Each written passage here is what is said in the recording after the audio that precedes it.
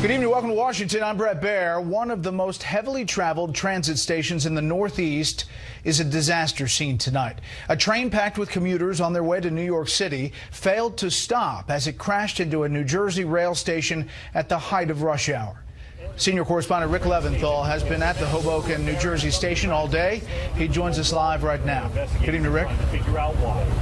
Good evening, Brett. There are unconfirmed reports the train was doing 30 miles per hour, 3 times the normal limit when it hurtled into the Hoboken train station this morning. The NTSB did not confirm that at a news conference that just wrapped up, but did tell us that the engineer who was hurt in the crash has been released from the hospital and will be speaking with investigators.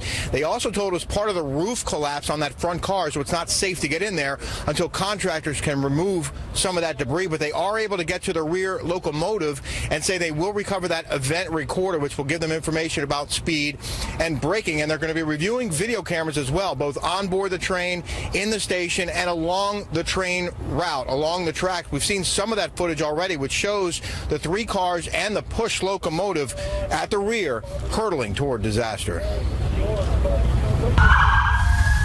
Ambulances and other first responders were still arriving when we reached the Hoboken train terminal this morning. Some of the injured were walking out, others were being rushed out on stretchers. More than 100 people getting treatment at the closest hospitals. I have a report of an MCI at Hoboken train station. Train into the station. New Jersey Transit train 1614 left Spring Valley, New York at 7:23 a.m. with an estimated 250 passengers on board when it arrived in Hoboken, one of the busiest stations in one of the nation's largest public transportation systems. Witnesses say the impact sounded and felt like a bomb going off. I observed it coming at a high rate of speed. It went over the bumper block, basically through the air, traveled about another 40 feet, came to a rest when it hit the wall of the waiting room. Lights went out and just didn't stop, and people were falling over who were standing, and then it just the roof came down. The roof of the train popped down, caved in. The governors of New York and New Jersey spoke at a press conference this afternoon. This train came in at a high rate of speed into the station and crashed through all of the barriers, bringing it right to the interior wall of the Hoboken terminal. The silver lining is that there's only been one fatality thus far because the destruction really is significant. One woman was killed, apparently standing on the platform when she was hit by flying debris. The engineer in the front car was found semi-conscious and vague, according to a source at the scene. He had to be extricated by firefighters and a police emergency response team and is now in critical condition. Some passengers kicked out windows to escape. Others crawled to safety. It was surreal. When it first shimmied, my first thought was, this is going to be a life changer. And then the impact came, and it is a life changer for everybody. Authorities say there are no signs of terrorism so far, but it's too soon to rule it out, and the NTSB describes the scene behind me as chaotic. It says its investigators will be here for the next 7 to 10 days, and there's been a lot of talk about positive train control, an automatic braking system that might have stopped this train automatically before the crash. The NTSB says it supported that system for decades, and we will likely be hearing much more about that in the days, weeks, and months ahead, Brett. Up here on Capitol Hill as well. Rick Leventhal live in Hoboken. Rick, thank you. To the campaign trail now. Donald Trump is trying to generate enthusiasm and campaign cash as he works crowds in New Hampshire and donors in New York City today. But while the Republican nominee tries to get out his plan for moving the country forward, he continues to defend his management of a situation years ago. Chief political correspondent Carl Cameron is with the Trump campaign tonight in Manchester, New Hampshire. In New Hampshire, where he won his first ever political primary and polls show Hillary Clinton ahead, Donald Trump renewed his post-debate attack on Clinton corruption and scandal fatigue. She put the office of Secretary of State up for sale. And if she ever got the chance, she'd put the Oval Office up for sale, too. Following Clinton's debate slam on Trump for calling the 1996 Miss Universe, who's now part of the Clinton campaign, Miss Piggy because she gained weight, and Miss Housekeeping for being Latina, Trump fed the firestorm again last night. I saved her job because they wanted to fire her for putting on so much weight, and it is a beauty contest. You know, I mean, say what you want, Bill. I mean, they know what they're getting into. It's a beauty contest. Missouri Democratic Senator Claire McCaskill, a Clinton surrogate, fat-shamed Trump, tweeting, quote, "The D women senators have talked and we're concerned about Donald's weight. Campaign stress? We think a public daily weigh-in is called for." During his appearance on Dr. Oz's show earlier this month, Trump acknowledged he'd like to lose 10 to 15 pounds. In 2012, Trump wanted to fire women who weren't pretty at his Trump National Golf Club in Rancho Palos Verdes, California, according to employees and court documents obtained by the LA Times. Trump Corporation officials call the allegations meritless. Trump knows he trails among women and minorities in the polls. He was courting Cuban Americans in Miami's Little Havana earlier this week. Back in 1998, just before his brief first run at the White House on the Reform Party ticket, Trump Hotels and Casino Resorts paid consultants nearly $70,000, according to Newsweek, to research a potential Trump casino in Cuba, an apparent violation of the U.S. embargo. Traveling in New Hampshire today, Trump denied having ever tried to do business in Cuba, but the Clinton campaign issued a statement saying, quote, "This latest report shows once again that Trump will always put his own business interests ahead of the national interest and has no trouble lying about it." Despite his refusal to release his tax returns, Trump says he was misinterpreted in the debate and did not admit to paying no federal income taxes. First of all, I never said I didn't pay taxes. She said, maybe you didn't pay taxes. Right. And I said, well, that would make me smart because tax is a big payment. But I think a lot of people say that's the kind of thinking that I want running this nation. Okay. Trump's aides wanted to stop talking about Monday's debate and put it in the past, but he complained about it again today, saying he had to fight the moderator throughout the entire event, and the system is rigged. Brett. Carl, thank you. Libertarian presidential nominee Gary Johnson says he had another, quote, Aleppo moment when asked to name his favorite foreign leader at a town hall last night. That is a reference to a recent interview when Johnson failed to recognize the name of the Syrian city at the focus of that country's civil war. The sequel happened during a cable news town hall yesterday. Any continent, Canada, Mexico, Europe, over there, Asia, South America, Africa, name a foreign leader that you respect. I guess I'm having an Aleppo moment in the former president of Mexico. But I'm giving you the whole world. Anybody in the world you like. Anybody. Pick any leader. The former president of Mexico. This afternoon, Johnson tweeted, "It's been almost 24 hours, and I still cannot come up with a foreign leader I look up to." Despite what could have been a rough day, the Libertarian nominee has picked up the endorsement of the Detroit News, making him the first non-Republican candidate the paper has backed in its 143-year history. Hillary Clinton is trying to get Iowans to vote for her right now. Clinton visited the swing state where she trails in the polls as Iowans actually begin voting. Senior political correspondent Mike Emanuel has the story tonight from Des Moines. With polls suggesting Hillary Clinton trailing Donald Trump in battleground Iowa, Clinton returned to the Hawkeye State on the first day of in-person early voting. When you finish here, you can go vote. And we can be on the path to victory here in Iowa. In 2012, more than 40% of Iowans who voted did so before Election Day. So Clinton is trying to get off to a good start. The Real Clear Politics average of recent Iowa polls reveals Clinton has work to do, trailing Trump by almost 5 points, 45.3 to 40.5. And Clinton was greeted by some pro-Trump protesters here in Des Moines. Clinton is also still dogged by her husband's sexual scandals of the past. Juanita Broderick, who accused former President Bill Clinton of rape, lashed out at Chelsea Clinton after she called her dad's scandals a distraction. Broderick tweeted, "Chelsea, you said you don't remember a time in your life that your parents weren't being attacked."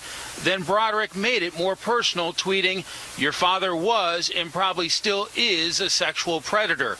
Your mother has always lied and covered up for him." On the issue of a new kind of attack, hacking, Clinton has promised to get tough, issuing this warning this week. We don't want to engage in a different kind of warfare, but we will defend the citizens of this country, and the Russians need to understand that. Another comment Clinton made at this week's debate has come under fire from her critics and some in law enforcement. I think implicit bias is a problem for everyone, not just police. I think, unfortunately, too many of us in our great country jump to conclusions about each other. Trump took that comment and ripped Clinton for labeling police and many others. How can she lead this country when she thinks America is full of racists, deplorables, and irredeemables? Clinton Press Secretary Brian Fallon is warning Trump against bringing up the Clinton scandals of the 90s in the upcoming debates, noting it is destined to backfire. Clinton herself was asked by reporters a short time ago, and she said Trump can run his campaign however he chooses.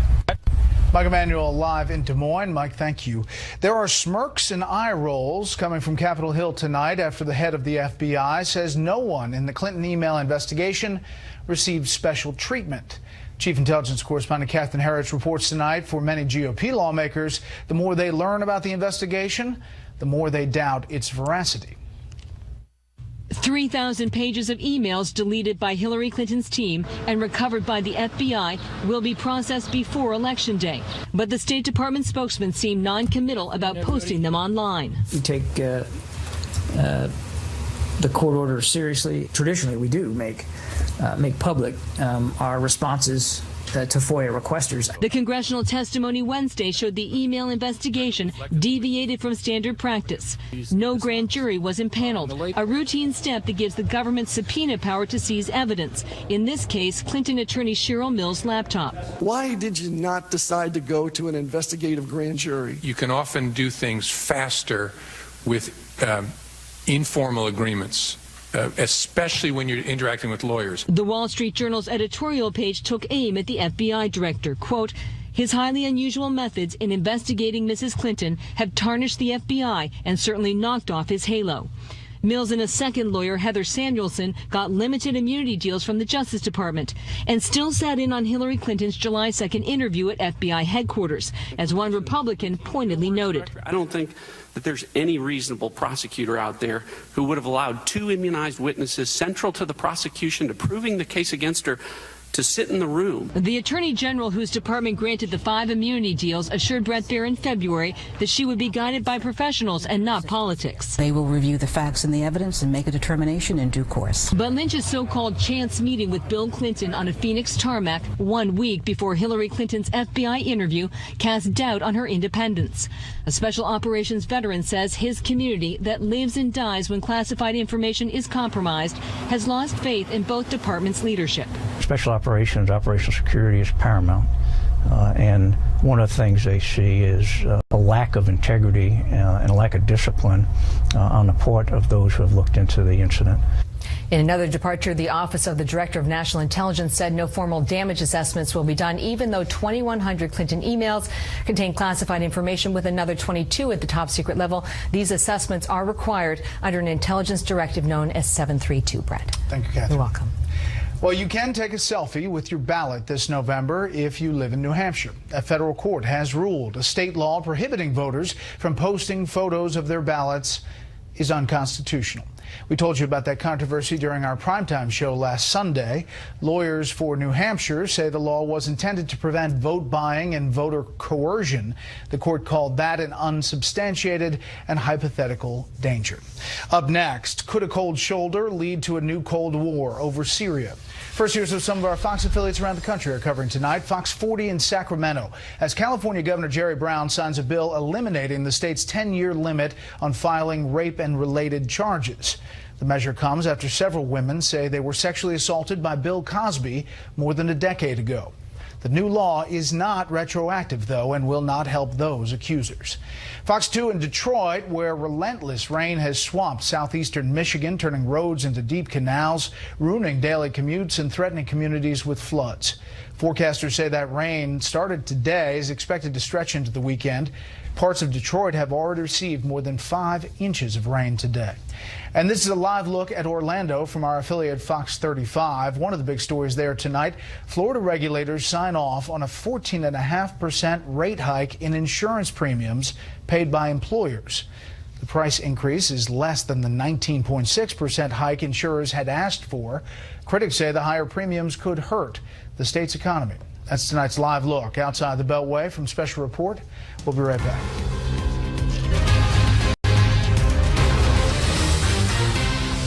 New questions tonight about Syria. Is the Obama administration out of time to come up with a new plan to halt the slaughter there?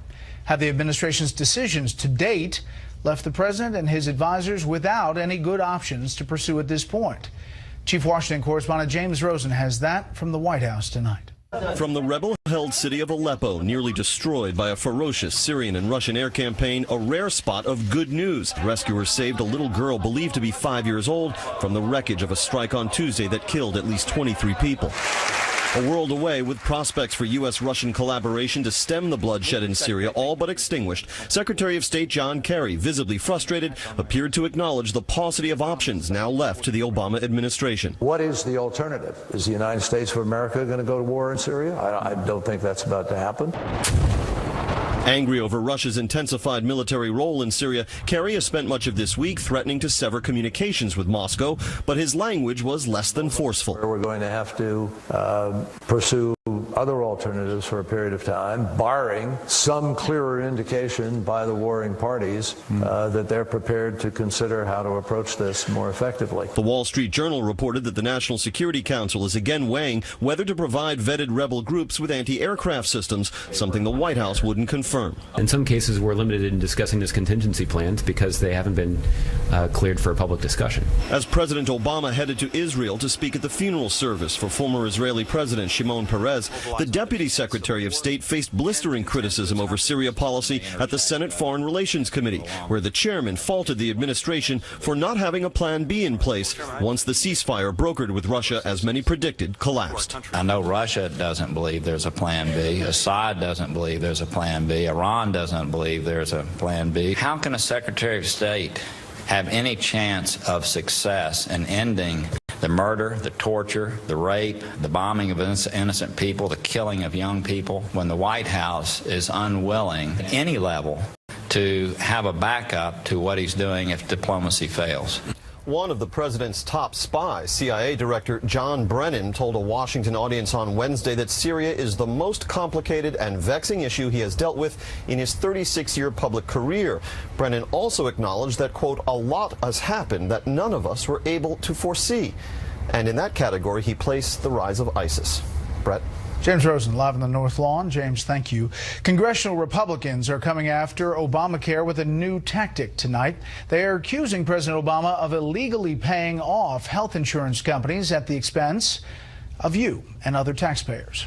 Correspondent Doug McKelway is looking into this tonight. Good evening, Doug. Evening, Brett. With more insurers dropping out of Obamacare, unable to afford its spiraling costs, the health care law has now been hit with an embarrassing legal opinion from the Government Accountability Office, which says the administration is acting in conflict with a plain reading of the law as written. At issue is what's called Obamacare's Transitional Reinsurance Program. It's a taxpayer-funded handout to insurers to help them stabilize the premiums they charge their customers, premiums that were expected to rise because of increased enrollment in Obamacare. The law requires the Department of Health and Human Services first make those payments to the U.S. Treasury and not directly to insurers, as HHS has been doing. Well, today, in an unambiguous dressing down of HHS, the GAO, quote, wrote, "We conclude that HHS lacks authority to ignore the statute's directive. It added payments to issuers over payments to the Treasury is not authorized, and it ordered HHS to pay the Treasury directly, quote, regardless of whether its collections fall short." A group of Republican legislators who asked for the GAO legal review praised the opinion today, noting it, quote, confirms that the Obama administration is not above the law. In a June 30th interview with Bret Baier, HHS Secretary Sylvia Burwell acknowledged that HHS has faced previous court challenges regarding the use of taxpayer money to prop up insurers. There have been a lot of court challenges that have gone through, and we continue to have those. But as they go through, I think you've seen that those are cases that we win. We believe we have the authorities. So, just what legal weight does today's GAO opinion carry? And we're right at the end of the 2016 fiscal year, so it was not intended to go any further than right now. The money that's been dispersed has been dispersed. The money that was not paid to the Treasury, that is owed to the Treasury, it's going to be hard to collect that. Burgess estimates that HHS illegally diverted about $2 billion of taxpayer money to insurers. And moments ago, HHS released a statement saying it implemented the reinsurance program lawfully, and it strongly disagrees with today's GAO opinion. Brett? Continue to follow this developing story. Doug, thank you. A suburban Chicago Veterans Hospital already under fire for excessive wait times, black mold, and kitchen cockroaches is now being investigated for leaving bodies of dead patients in its morgue for up to 2 months without proper burial. The probe came out of a whistleblower complaint. Illinois Republican Senator Mark Kirk is demanding the hospital's chief of administrative services be fired. Stocks were off today. The Dow lost 196. The S&P 500 dropped 20. The Nasdaq fell 49.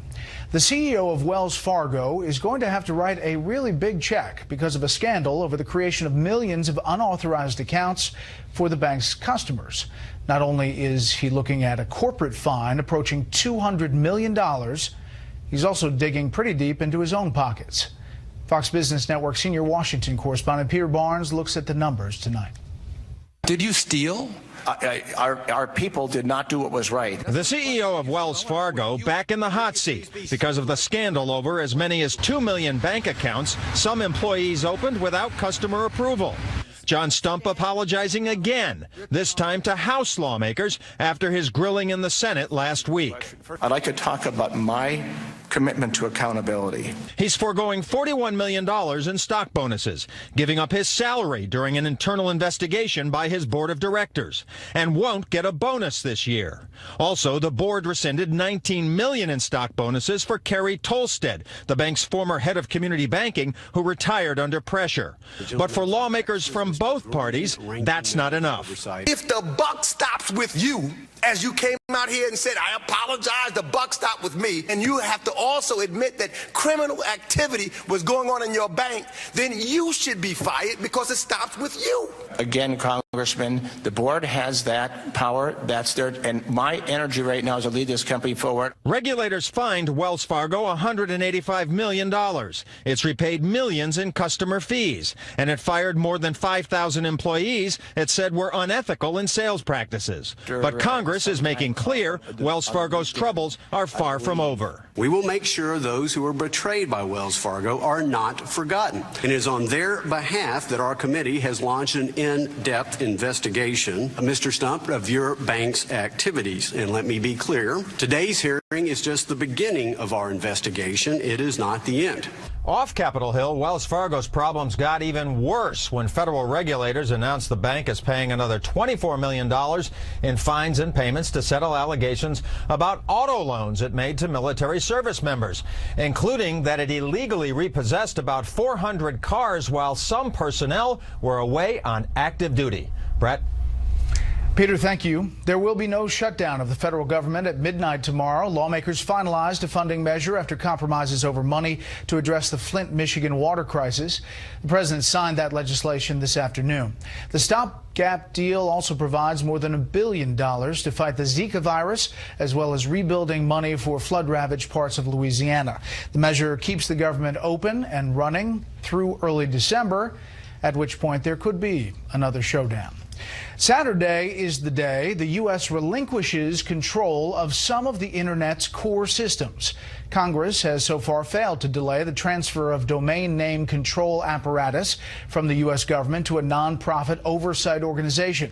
Opponents believe the move threatens online freedom of expression and enterprise. Supporters say it will make the Internet more international. Let's talk about it now with Senator Chris Coons, Democrat from Delaware. He joins us tonight from Wilmington. Senator, thanks for being here. Thank you, Brad.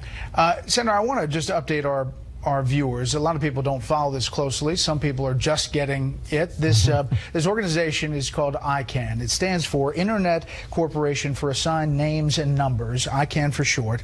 It's a private nonprofit entity based in Los Angeles. It coordinates each computer's unique identifier, or domain name, across the entire Internet. This company basically tracks millions of websites worldwide. In March 2014, the Department of Commerce announced its intention to transfer authority of the domain name registration to this group, ICANN. It's, as I said, scheduled to happen Saturday. The purpose of the transfer is to privatize and internationalize authority over domain names, and critics of this transfer believe it gives too much control away to authoritarian governments like China, Iran, and Russia. One of the biggest critics, Senator Ted Cruz from Texas. The country faces a threat to the Internet as we know it. If Congress fails to act, the Obama administration intends to give away control of the Internet to an international body akin to the United Nations.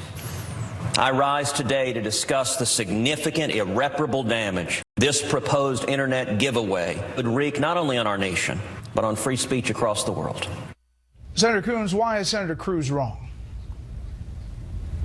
Well, Senator Cruz is almost exactly wrong on this because he described ICANN as an international organization like the UN.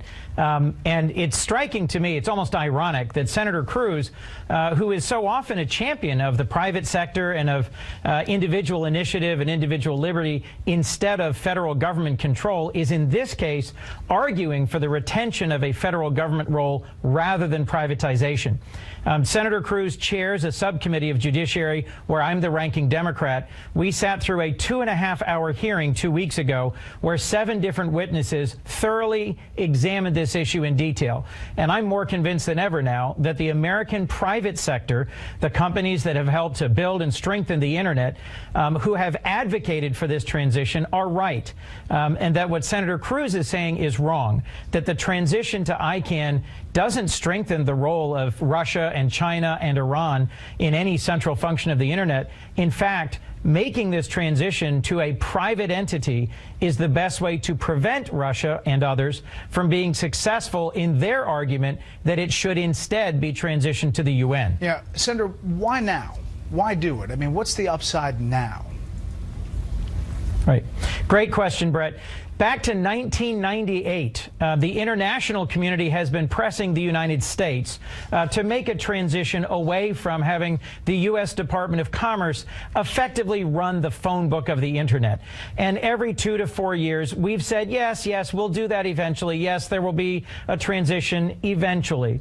And the world community has gotten, frankly, skeptical that we're ever going to do it. So we've developed a reputation with critics like Russia and China that we will never really allow a transition from the NTIA, a U.S. government entity within the Department of Commerce, to a nonprofit privatized international body. And so they have begun to suggest an alternative path wherein a UN body called the ITU would have their own separate sort of phone book of the Internet. Yeah. It's time for us to relinquish this very minor clerical role so that we retain our international credibility and the UN doesn't step into this role. You know what critics say beyond Senator Cruz, that this is the camel's nose under the tent, and that it starts here and then it evolves, and then the international organization really can't keep up, and it's in somebody else's hands, some other government's hands, essentially. We don't have a say as much as we do now. This is Senator Grassley talking about the organization's transparency. In ICANN, we see an organization that was blasted just this past July by an independent review panel for its inability to carry out basic duties of self-governance. The review panel found that ICANN Board Governance Committee has, quote, failed several transparency obligations. I guess there's just concern that it's ready to go, Senator. Well, I respect Senator Grassley and his concerns. The entire hearing examined that specific issue in great detail. There have been revisions made, both to the transition and to the governance structure of ICANN, to address the concerns that were raised now more than a year ago.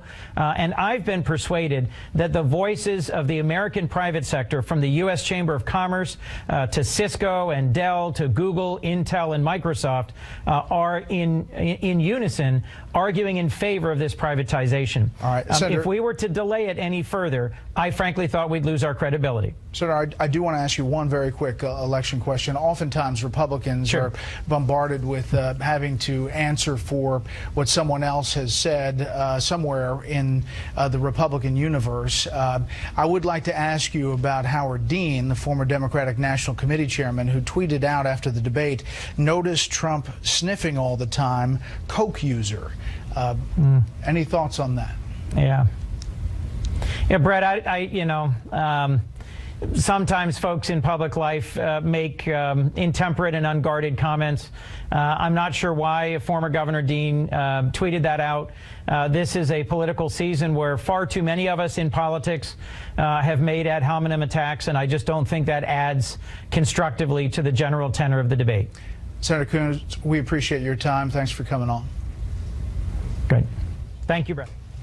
Donald Trump on Waitgate. More bad news for Hillary Clinton about emails. We'll talk about all of it with the panel when we come back.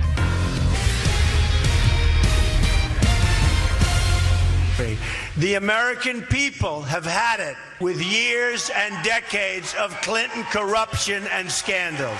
Impeachment for lying. Remember that? The Clintons are the sordid past. We will be the very bright and clean future. He can say whatever he wants to say, as we well know. We have seen it in real time over the last many months. And I'm going to keep running my campaign, talking about what I think the American people are interested in. Hillary Clinton and Donald Trump today, as we get a look at this race, the average, the special report average of the recent 5 polls that we trust. Looking at this average right now, you have Hillary Clinton plus 2.2 in this average of polls. If you look at the places they were today, Hillary Clinton and Donald Trump. First of all, in Iowa, there you see Donald Trump up 5 points in this 4-way race with the Libertarian and the Green Party candidates. And in New Hampshire, you see Clinton up 5.4. That's the state of this race at this moment. Let's bring in our panel. Jonah Goldberg, senior editor at National Review. Lisa Booth, columnist with the Washington Examiner. Zeke Miller, political reporter for Time. And syndicated columnist Charles Krauthammer. Okay, Jonah, state of the race. I think the state of the race is that Hillary has a very narrow lead, and the polls are very tight. And you go look state by state; they're very tight. I think that coming out of the debate, which I thought Trump lost narrowly, technically, not very consequentially, the post-debate spin war, he has been losing by epic proportions. 3 days in, he's still arguing about whether he called a Miss Universe fat. It is a very weird lack of discipline and message control coming out. Why is that? What happens there, do you think, Lisa? I don't understand. I mean, he absolutely took the bait with Hillary Clinton. They had an ad cut and ready to go. And when you're not doing so great with women and also Hispanics, why are you attacking an Hispanic woman? It's certainly not going to help his case. And we saw Donald Trump actually start doing much better in the polls after the conventions when he finally stuck to the issues, when he finally started giving some of these more substantive, nuanced speeches about the issues that Americans actually care about. So it's puzzling why he would sort of go back to what we saw with the cons in this unnecessary war that he's now waging. However, it's very puzzling. On the stump, he didn't today. He talked a lot about the email investigation and Comey's which is what he should be talking about, absolutely. And the economy and the Clinton problems of the past. So it seems like in interviews he gets drawn out and he answers fully and completely. But I think that demonstrates sort of the lack of discipline, which is what Jonah had mentioned. And that is a problem for Donald Trump because he does do well when he commands the narrative, when he is in charge of the narrative, when he's driving the narrative. And that is how he puts Hillary Clinton on her heels. I mean, he was able to do that most recently leading up to the debate. So that's where he needs to keep his focus of, staying that message disciplined so that he can keep Hillary Clinton on her heels and he can talk about issues that Americans actually care about. Zeke. I mean, Donald Trump is somebody who's made his entire career about winning.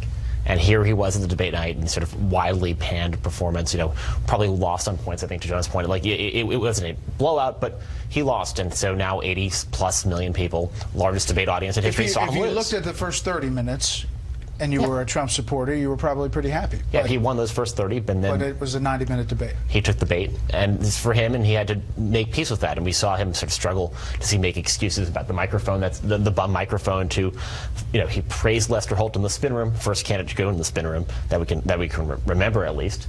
And then now today saying that Lester Holt was rigging the debate in Hillary Clinton's favor. He's coming up with excuses, and then also claiming that he won. It's all kind of a bizarre message. So a lot of it's playing out in the most important real estate on the campaign trail, hill, which is that 1 square foot above a candidate's shoulders. Right. So, Charles, the next debate, not next week we have the vice presidential debate, and then the following week, he's still very close in a lot of these states. We don't know the true impact probably for another couple of days. We have new polls out, by the way, tomorrow, so you want to tune in for that on Special Report.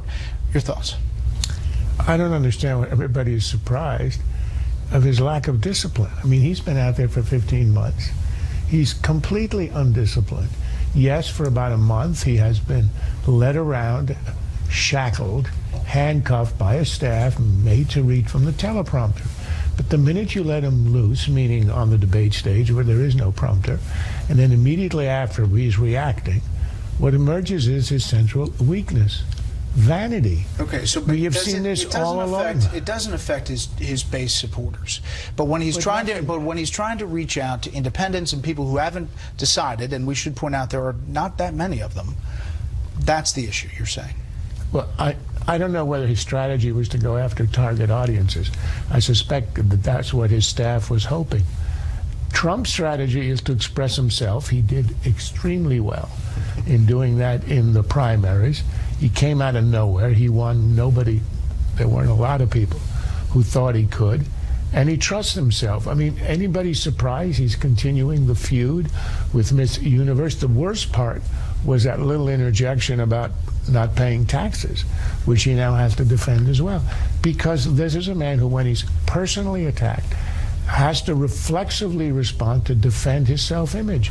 That's what drives him, and that explains all the things that appear to be puzzling my colleagues over here. Well, let me play another little exchange that really didn't get a lot of focus because of all of the post-debate focus on Ms. Machado. So let's play the Trump-Clinton on implicit bias. I think implicit bias is a problem for everyone, not just police. I think, unfortunately, too many of us in our great country jump to conclusions about each other. She accuses the entire country, including all of law enforcement, of implicit bias, essentially suggesting that everyone, including our police, are basically racist and prejudiced. How can she lead this country when she thinks America is full of racists, deplorables, and irredeemables? We should point out that was Trump today at his event, but the implicit bias, Jonah. Yeah, I think in a normal race, this would be a real vulnerability for Hillary Clinton. It's sort of warmed over cultural Marxist hogwash. I'm sure it plays well to her Democratic base. But the problem with this, with the now increasing war about Bill Clinton's infidelities and all of these, and the Clinton Foundation, the Trump Foundation, it reminds me of that scene in The Sopranos where Chris Moltisanti has a drug intervention for his drug habit, and he starts lashing out saying, oh yeah, well, I partied with you and I partied with you. These guys are so such mirror images of almost all of these charges. This is the guy who said a Mexican judge couldn't be fair because he was Mexican, and he wasn't even Mexican. These kinds of things, it's very hard to score them because they're such tattered brands and tattered candidates. So what about this issue about bringing up the Clintons' past and Monica Lewinsky and the possibility that that's going to happen at this next debate as we take this, if it happens, down to a different level of this election? Well, I mean, I do think that it is fair to an extent, not for Donald Trump. I don't think Donald Trump should be a messenger. But to bring it up, I think is fair to an extent, because Hillary Clinton can't stay there and say that every victim deserves to be heard, deserves to be believed. But then we know it's been widely reported that she went after these women, that she dragged their names through the mud. So I do think that there's hypocrisy there that should be addressed from the Trump campaign. But I don't think that Donald Trump should be the messenger, because I think that diminishes him and his candidacy. And Rush Limbaugh talked extensively about that point all day today. I want to bring up one more thing, and that is this report that the FEC is considering changing its rules. Top Democrat on the evenly split FEC proposed that the Thursday meeting of the commission begin with the process to prohibit companies with foreign ownership as small as 5% from funding expenditures, independent expenditures, or electioneering communications. Several media giants have at least 5% foreign ownership, some with as much as 25%, included is News Corp, which owns Fox News, the New York Post, the Wall Street Journal. The New York Times also has foreign ownership, as do many politically active firms like Ben & Jerry's. What about this move, Charles? Gratuitous, partisan, completely unnecessary. Is there a threat to the independence of the media or intervention, so-called, in our electoral process by nefarious foreign elements? You know, a news organization owned by an Australian, the New York Times, and heavily invested by a Mexican tycoon. I mean, is there any evidence of a problem here? This is a solution in search of a problem, and anything that curtails open political activity, I think necessarily is negative and should be opposed unless there's overwhelming reason that one should do it, and there is none. Next up, is the U.S. giving the cold shoulder to Russia? And what does that mean about Syria?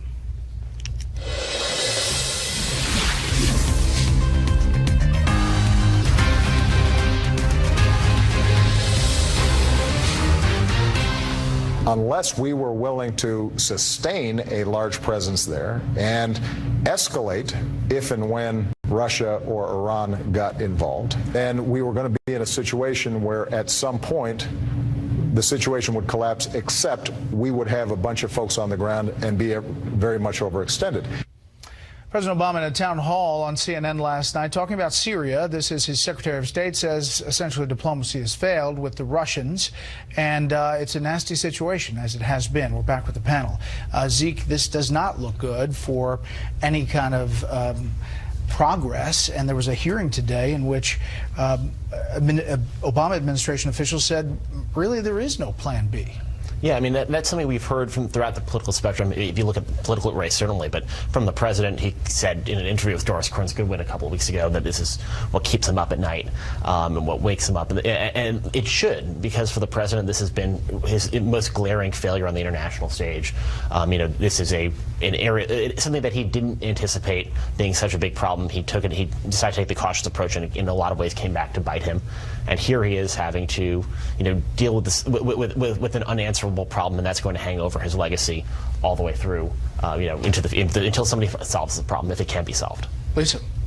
Well, look, I think it's silly to think that Russia is going to be a good actor here or Assad's ever going to be a good actor here. I mean, President Obama essentially opened the door for Russia's insertion into Syria by failing to drawing a red line and failing to follow through with it. I mean, created a vacuum for Russia, and Russia has more invested interest in propping up Assad with a naval base there, and also an opportunity to be involved in the Middle East for the first time in quite some time. You also look at Assad. We made a deal with Assad in 2013, both with Russia and other international players as well. And Assad also joined the Chemical Weapons Convention as well, but then proceeded to use chemical weapons after that happened as well. So why in the world would we think that Russia or Assad are ever going to be truthful or honest players here? Because they wanted some out to that situation at that time, and it's just panning out to not be the case. The president was also asked by a Gold Star mom,